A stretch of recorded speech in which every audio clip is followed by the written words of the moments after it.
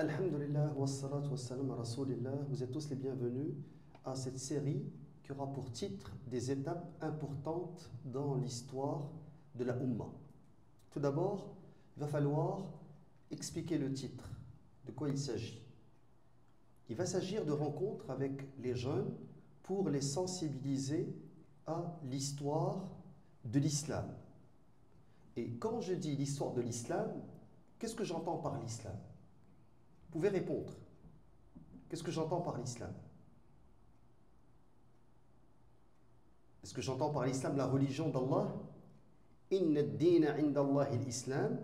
Si on définit l'islam par la religion d'Allah, la seule religion vraie, c'est l'islam. Donc on devrait remonter depuis Adam alayhi salam, jusqu'à nos jours.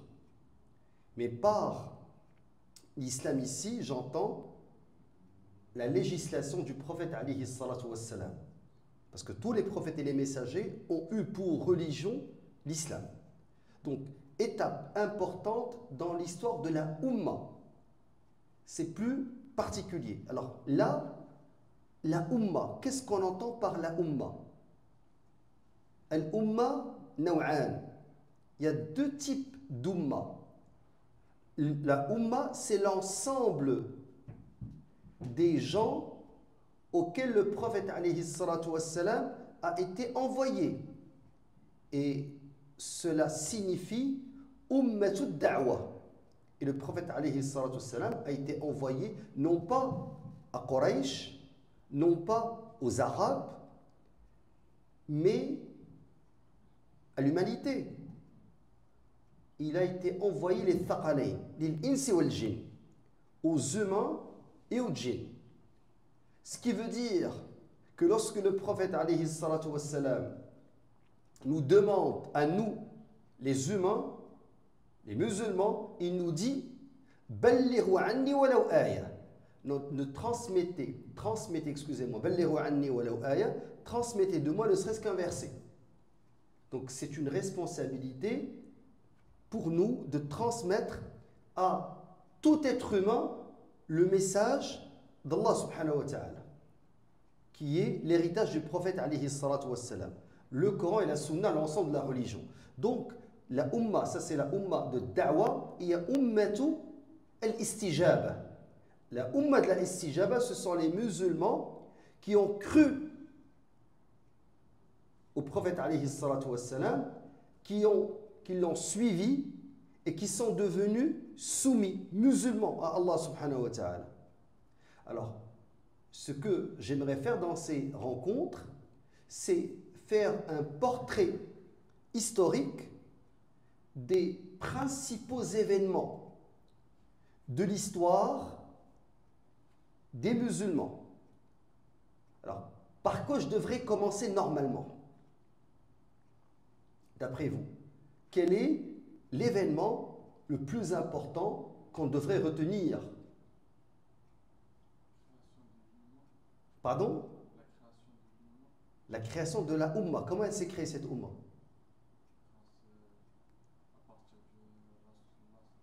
À partir du prophète alayhi salam. Mais donnez-moi un événement.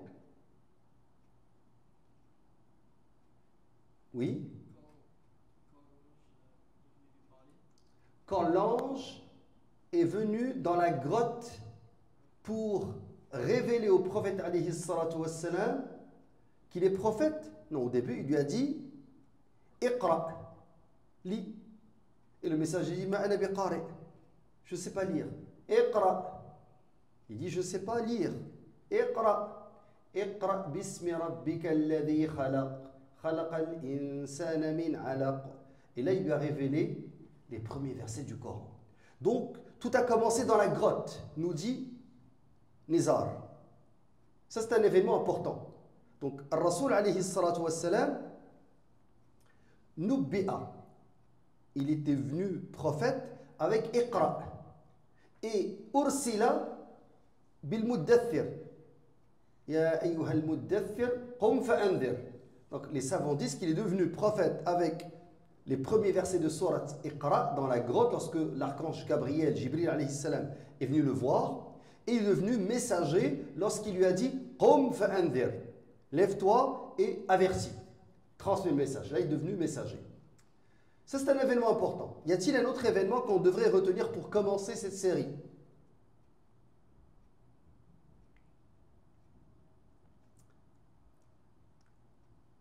En fait, je vais essayer rapidement de vous brosser un portrait général de l'histoire de l'islam.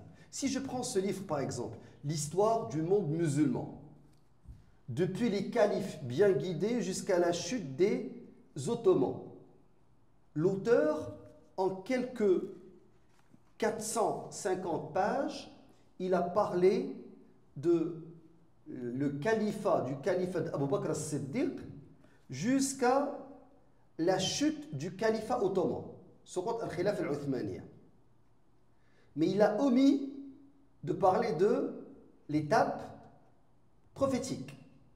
Donc si je devais d'une certaine manière décomposer l'histoire de la Ummah, je dirais qu'elle se compose, de la période du prophète alayhi salatu wassalam, 2, de l'ère des califes bien guidés, 3, du califat Omeyyade, al-Khilafa al-Amawiyya, ensuite du califat abbasside, ça c'est 4, al-Khilafa al-Abbasiyya, et enfin du califat ottoman, al-Khilafa al-Uthmaniyya. Donc retenez, barakallahu fikum, 5 grandes étapes de l'histoire de la Ummah. 1, la période où le prophète alayhi salatu wassalam, sallallahu alayhi, était vivant, et cette période, elle se compose de 2 grandes parties. Elle se compose de la partie durant laquelle il n'était pas prophète. Ce sont les 40 premières années. Elles sont intéressantes, voire même importantes, mais on ne va pas leur accorder un très grand intérêt parce qu'il n'était pas encore prophète et messager. Et la deuxième partie, c'est lorsqu'il est devenu prophète et messager. Et cette période va durer combien? 23 ans. 13 ans à la Mecque et 10 ans à Médine. L'ère mécoise et l'ère médinoise. Est-ce que vous me suivez? Donc ça c'est la période du prophète alayhi salam. Après la mort du prophète alayhi salatu wassalam, il y a eu les califes bien guidés. Al-Khulafa, Al-Mahdiyin. Qui sont ces califes bien guidés? Le premier c'est Abu Bakr as-Siddiq radiyallahu anhu. Le deuxième c'est Omar ibn al-Khattab al-Farouq radiyallahu anhu. Le troisième c'est Uthman Dhun Nourayn radiyallahu anhu, Uthman ibn Affan. Le quatrième, Ali ibn Abi Talib radiyallahu anhu. Et c'est tout. En fait, le messager sallallahu alayhi wa sallam, il nous a dit que le califat allait durer 30 ans. Et quand on fait le calcul de du temps que ces 4 grands hommes ont régné, on trouve que ce n'est pas 30 ans, c'est 29 ans et 6 mois. Et il y a un autre petit 6 mois, dans lequel le 5e calife, c'était Al-Hassan ibn Ali ibn Abi Talib, radiyallahu anhu, qui est resté calife pendant 6 mois. Et Al-Hassan ibn Ali, radiyallahu anhu, dans une année qu'on appelle Amul Jama'a, va faire en sorte qu'il va lui-même se désister du pouvoir au profit de Muawiyah, radiyallahu anhu, qui est devenu dirigeant musulman, calife, et après lui, il y aura toute une dynastie de califes, je ne vais pas dire de rois, mais ce sont des rois en islam parce qu'ils ont hérité le pouvoir après lui, parce qu'il a légué le pouvoir à son fils. Donc, et va commencer ce qu'on appelle le califat omeyyade, al-Khilaf al-Amawiyya. Est-ce que vous me suivez? Al-Khilaf al-Amawiyya, quand on vérifie dans les livres d'histoire, on trouve, subhanallah, que ce califat est tellement important parce que, et je pourrais vous envoyer les cartes, c'est le moment où est-ce que l'islam, c'est, subhanallah, a traversé les mers. Et il a pu se rendre à des contrées lointaines, jusqu'aux confins de la Chine, jusqu'à, bien sûr, l'Andalousie c'était avant, mais l'islam va se propager d'une manière que vous ne pouvez pas imaginer. Donc ça c'est la période omeyyade, al-khilafa al-amawiyya. Et il y a un point très important, barakallahu fikum, c'est que nous ne devons pas mélanger le califat avec l'empire. Il y a certaines personnes qui font cette erreur, qui mélangent califat et empire.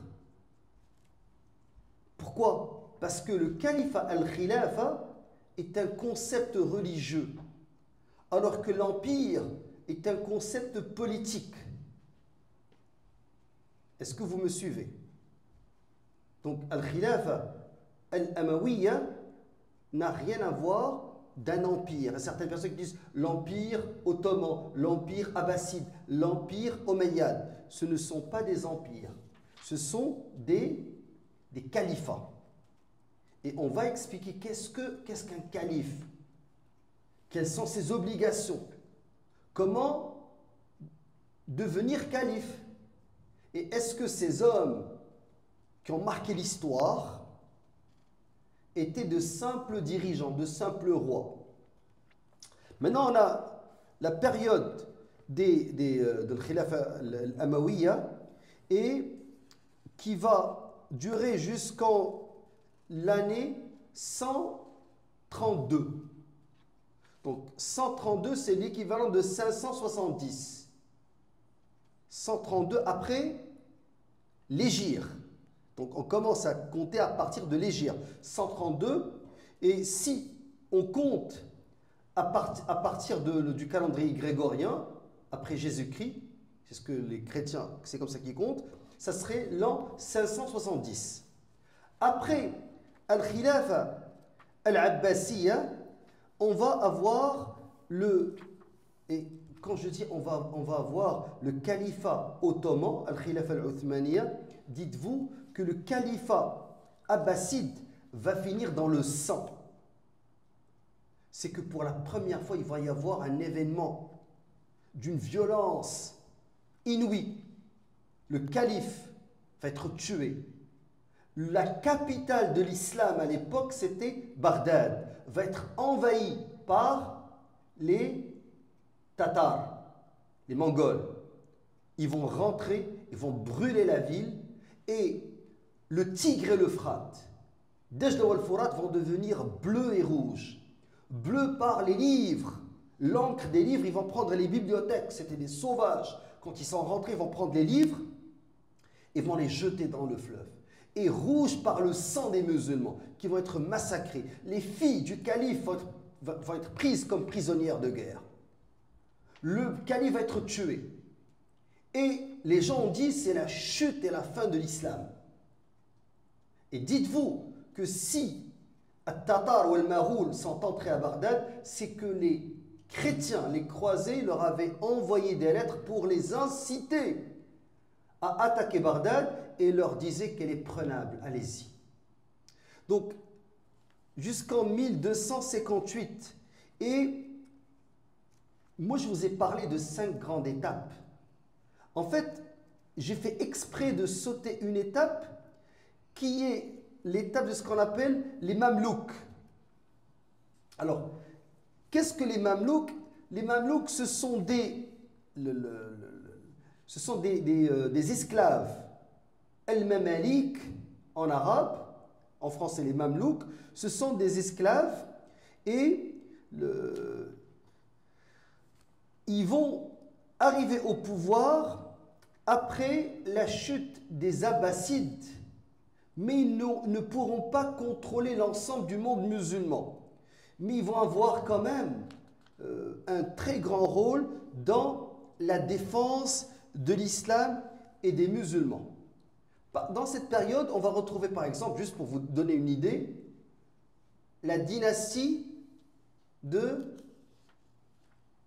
Al-Ayyubiya, des Ayyubites, qui est le fondateur, Salah ad-Din al-Ayyubi, qui va libérer Al-Quds.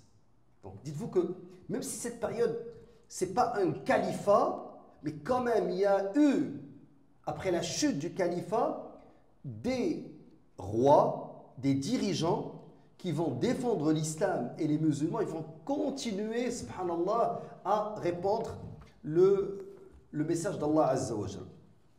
Maintenant, le dernier califat, c'est le califat ottoman, les Turcs, et qui contrôlait jusqu'aux frontières du Maroc.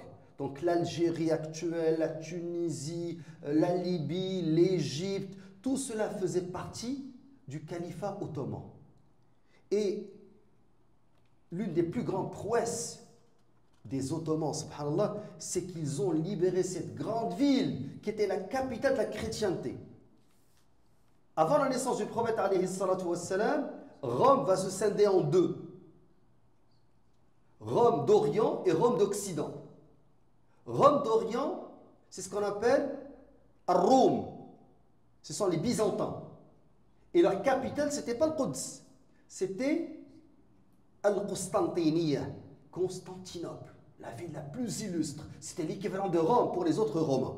Donc, Rome d'Occident avait Roma, Romiya, Rome pour capitale. Et les Byzantins, Rome d'Orient, ils avaient Al-Qustantiniya, qui va devenir Islambol. Aujourd'hui, Istanbul, qui signifie en turc la ville de l'islam. Madinatul Islam.